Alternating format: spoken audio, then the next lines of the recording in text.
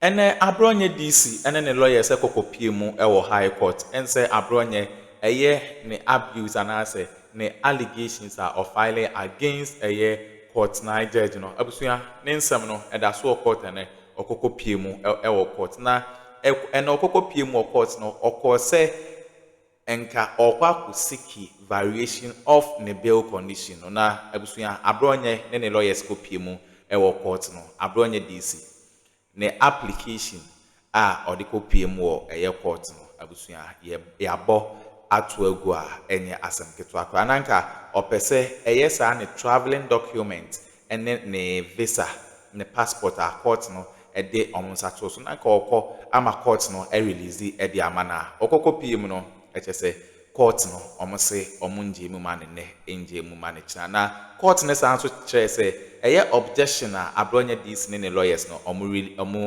raise no incomplete nti no Abronye omo adjourn the case no to the next day abusua ene Abronye this kokopie mo court no wanti asem de mom yakọ na yenkonkotie ensema ekoso ewo political highway so na ansa na yebekọ no yepese yedi enkomo bi kire mo ewo hase na Ghana hase open laptop papa anase computer papa na we use ya Bora Perosi computers and accessories. Ebusua de wom kra ne se okra low budget and as okra high budget. Perosi computers obema high quality laptop na we use send be ya obetumi dia ye wadwuma bia sa odi ko school open gaming machine and as odi ye o business bia na ebusua Perosi ebema laptop papa na we use the first number we say 0247 030108 and as 0597-942-133. Say Ope Perosi computers and now say accessories now offers our numbers we now wenya or man. Sounds of phrase 0540-882-824. Perosi computers the location enya yira kra or Kumasi Bookroom Estates a ho ena echese obehun Perosi computers and accessories. Mommy yankona yankonko tie and sama ekoso e political highways. Lawyers of NPP's Bono Region Chairman Kwame Bafo, popularly referred to as Abronye DC, are seeking a variation of bail conditions for their client. Abronye is on a 100,000 cedi bail with 2 sureties to be justified. He's also to deposit his travel documents with the court registrar and report to the police CID every fortnight. He is facing charges of offensive conduct conducive to the breach of peace and publication of false news over alleged derogatory remarks against a circuit court judge. Earlier, the presiding judge at the circuit court cautioned counsel for Abronye, who raised objections to court proceedings which they noted were incomplete.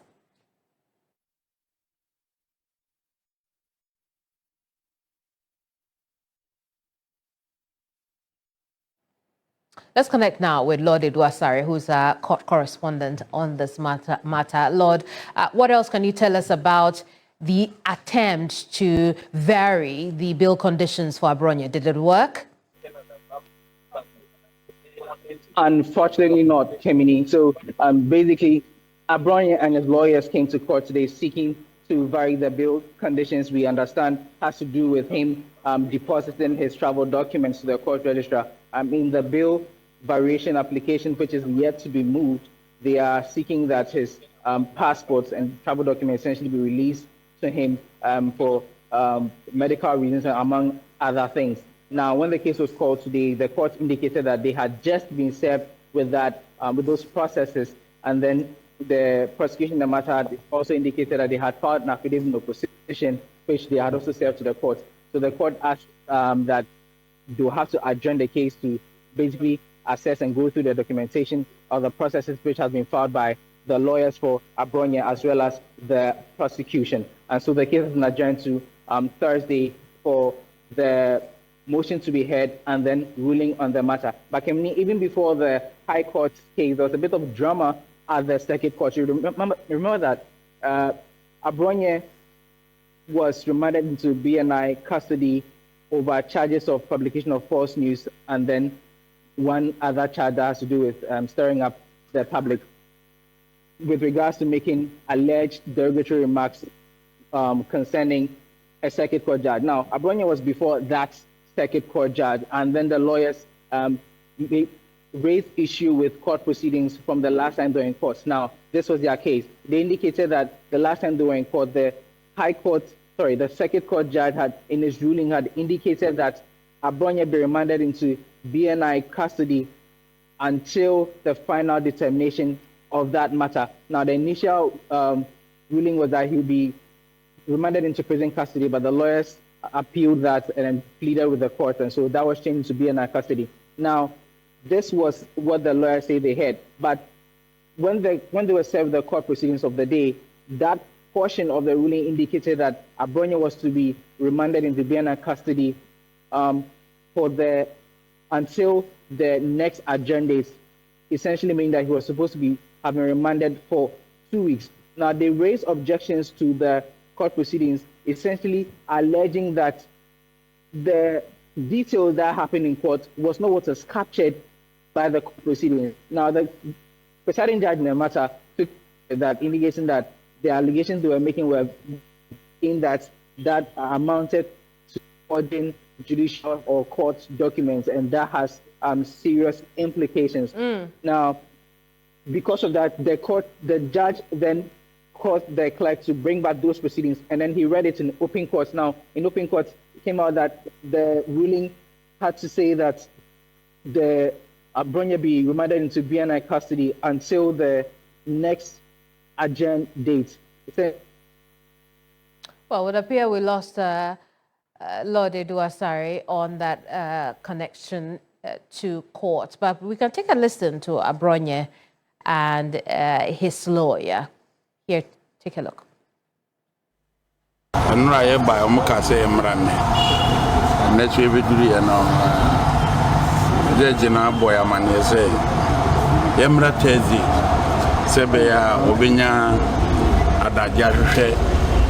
All the documents I have filed so far. The number will come back on Thursday. In court today, my lord referred to the court record and the objection we raised with the court as to the incomplete nature of the record of proceedings as we received. My lord raised that, on the record, there was nowhere that they indicated that the accused person was remanded into custody until the final determination of the case. My lord has admonished that we rectify the issue with the registrar. And now, as I said, I'm counsel on record, and my legal team has venue and boundaries for the kind of communication that must be encouraged. Well, we don't have the right to tell somebody what has to be done. Yeah. That's why there are laws. The challenge that Mr. Bento raises is about how the excesses are checked and the laws that are applied in that regard. Mixing abuse, that is the hate speech and free speech as well.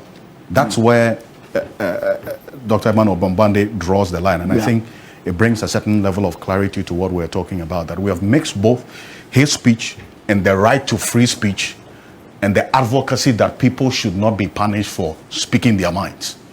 The line do is thin. The line do is thin. I so think that for the sake of this platform, should withdraw the silly whatever. I still think so. Let me ask somebody speak. I'll come to him. I may be wrong. Miracles.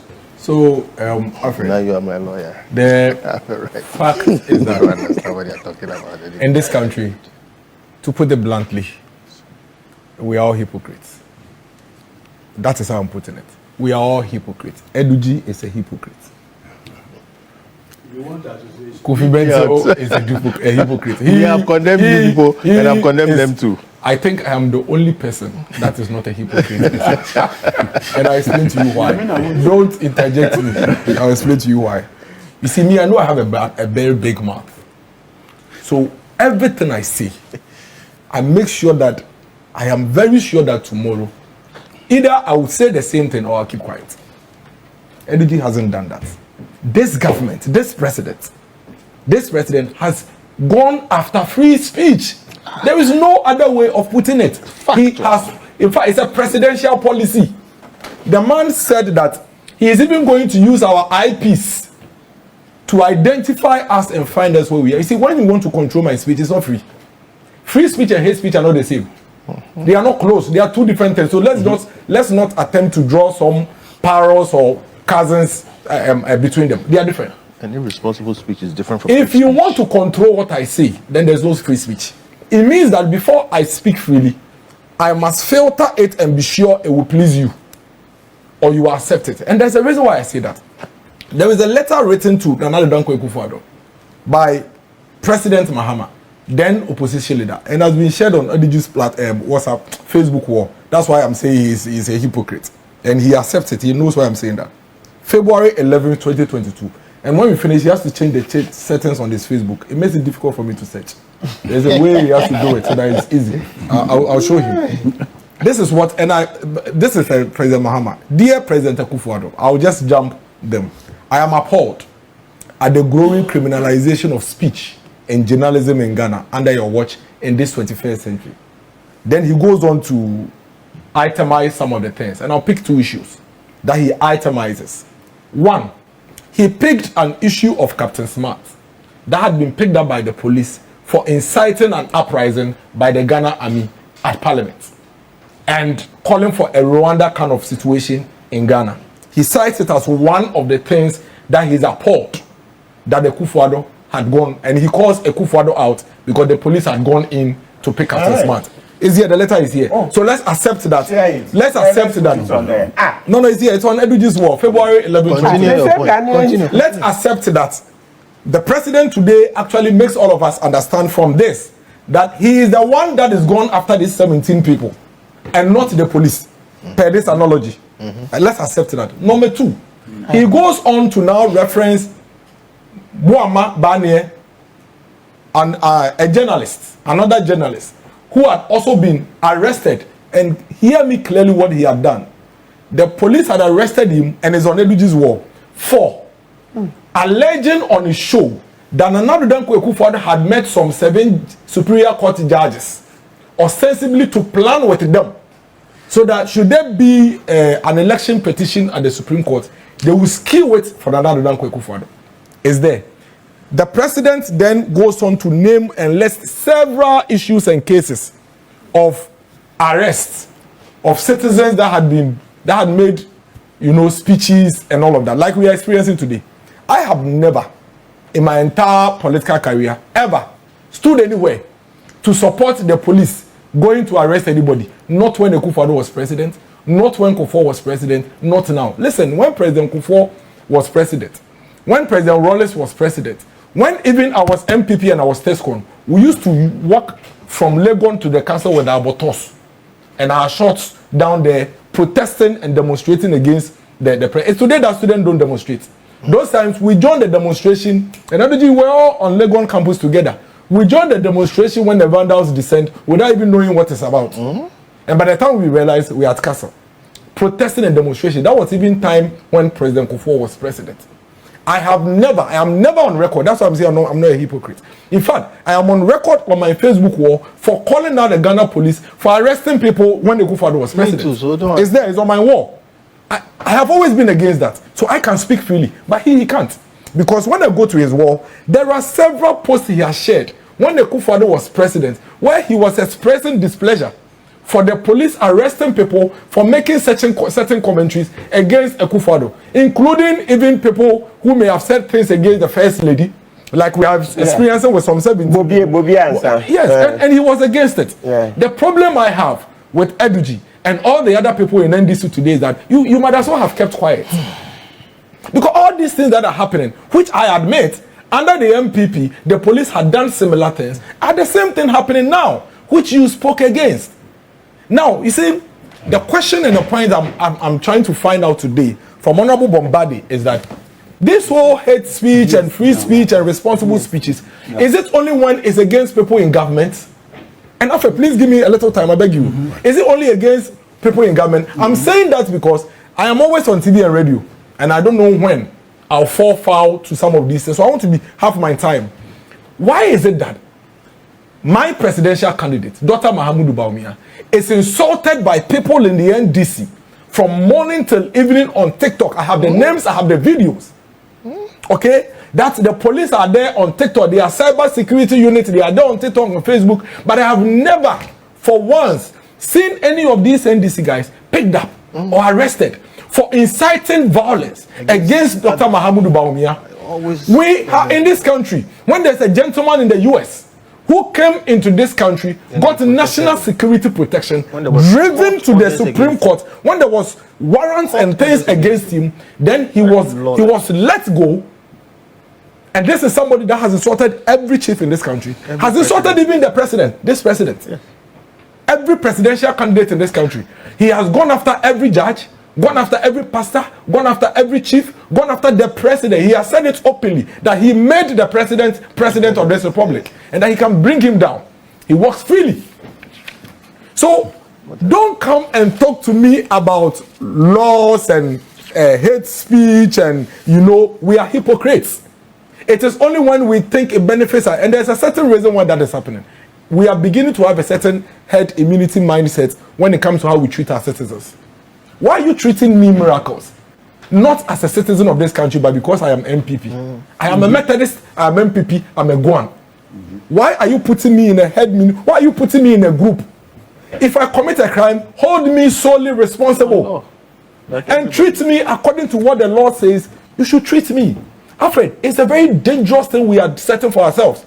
And when some of my party people say that when the tables turn, they will do the same, they are not playing. Yes, it's wrong. They are not playing. It will be escalated because people are writing it. People are noting it. And I started talking about this in 2025. When I said that, I admit, whenever there is a change in government, there were a lot of things, some of these things happen. Can we agree to put a stop to it? Yes. And say that enough is enough? Let's begin to halt some of these things. When I said that, some of my NDC friends agreed with me. Some too felt like, hey, we've come to power, we should continue. You think that you go and arrest somebody for speaking, and when the table turns, that person has forgotten about you, they will come after you in multiple fold, and we'll be having the same conversation. I am saying what I am saying today because when the table turns, and somebody in my party is doing it to you, I can still speak because I'm speaking against it now, and I spoke against it then.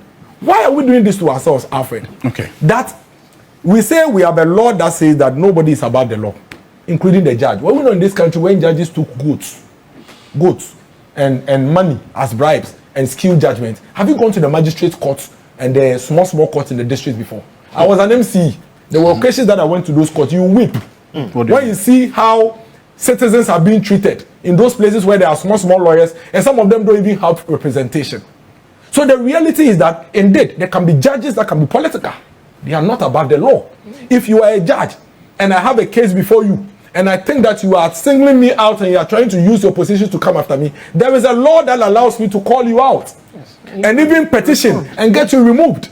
So if for whatever reason you think that somebody has said that a certain judge is a political judge, it is not the police that comes to arrest the person and throws the person to jail.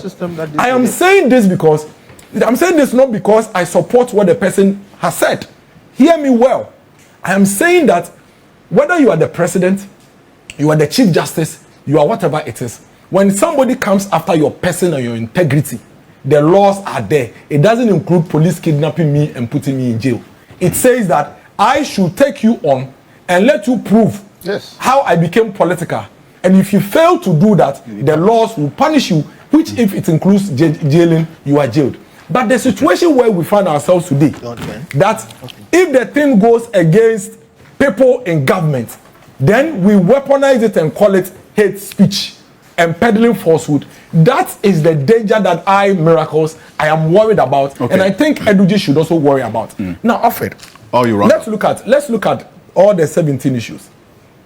None of them are issues that Miracles will say with my mouth, or would even go into a meeting and tell my party person to say it. But the question is, since when did it become a crime? The things they've said. We're in this country, when Addo and his party, including senior members of this government, were on the street, the communications officer of the NDC, Sami Jemfi, saying exactly what this lady has said today. In fact, what this lady has said today that she said, Kuna na do mami, eradie kuna na do mami. And we sang it against Mami, eradie kuna na do mami. So why is it now a crime? Why? There is a gentleman who sits, what's his name? There's a gentleman who sits on Wazo TV or so.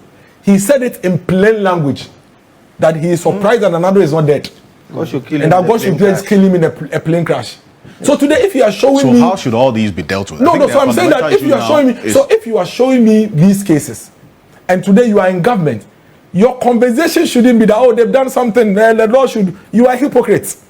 Because when you are in opposition, similar cases, you spoke against it, and the president today wrote a letter to Akufo-Addo. All the cases are listed in the letter. I'll give it to you. I can give it to you to share. No, you condemn all these statements. You say these statements, even if they were said by persons within the party, your party, you don't associate with them. How do we address it? Because it's an issue. Let's agree. Let's agree that we have a difference between morality and crime.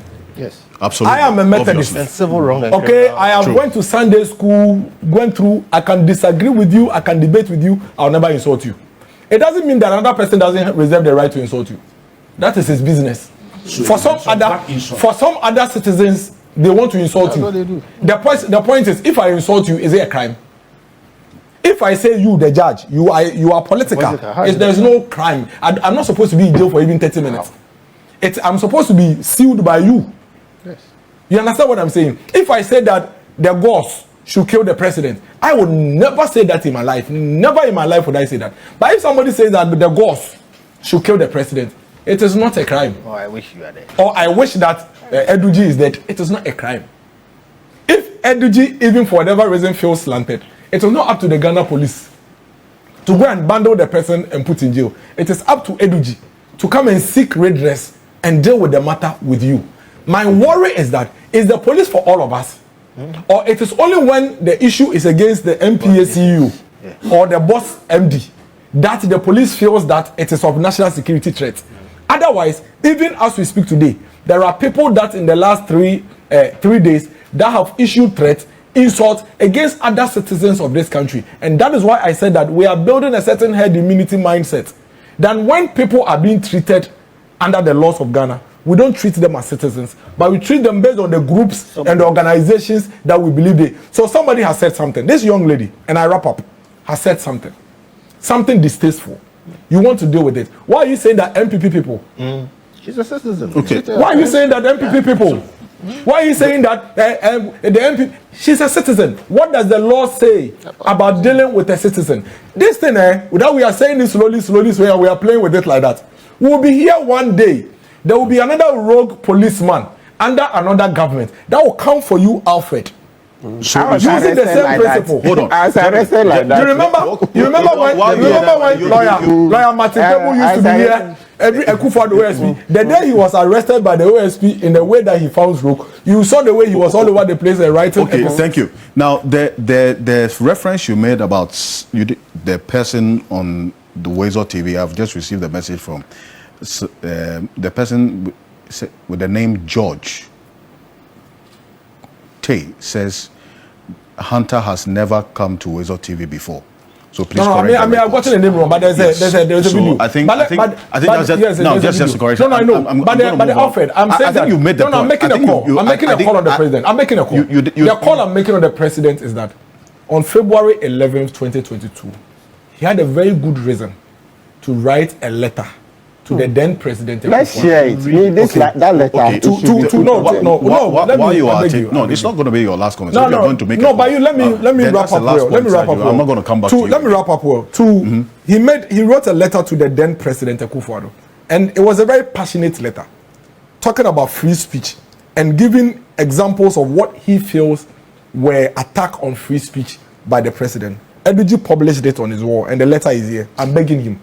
Everything he wrote in that letter are still very, very, very active. Fortunately, you have become president. You have the mandate and you have the power to fix all the things you raised in this letter that you found right. Unfortunately, you have done worse in the last 16 months than even the 8-year period that you were complaining about. This government has committed more attacks on free speech in the last 17 months than Akufo-Addo did in 8 years. And that for me is something that if the president is watching us this morning, or somebody close to him is watching and hearing, he should please inform the president that the last thing all of us have standing is our free speech. You see, that is the last thing. That is where I take it up on Lawyer Martin Kebu, because we all agree that as free as speech is, it is not absolute and limitless. Okay, abusua Abronye DC na yɛde ne ho nsɛm ɛbrɛ mu a ɛnyɛ asɛm ketewa koraa na sisi ade Abronye DC yɛbɛsan so adrop ne ho latest update bi ɛde ama mo switch on the notification bell sɛ na bɛyɛ any update a yɛde bɛba no nso wɔn nsa ɛbɛtumi aka bi bɛdam ase.